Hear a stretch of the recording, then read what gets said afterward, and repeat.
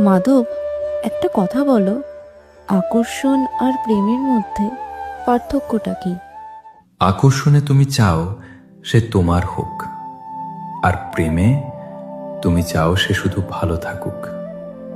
সে তোমার সঙ্গে থাকুক বা অন্য কারো সাথে, তাতে কিছু যায় আসে না।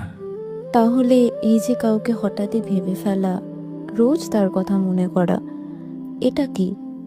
যদি তুমি তাকে নিজের জন্য চাও, সেটা আকর্ষণ। আর যদি তার ভালো থাকার জন্য চাও, সেটা প্রেম।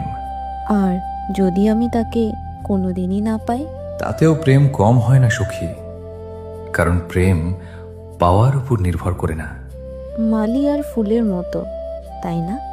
হ্যাঁ সখী, মালি ফুলকে ভালোবাসে বলেই তাকে আগলে রাখে, তার যত্ন নেয়, তাকে ফুটতে সাহায্য করে।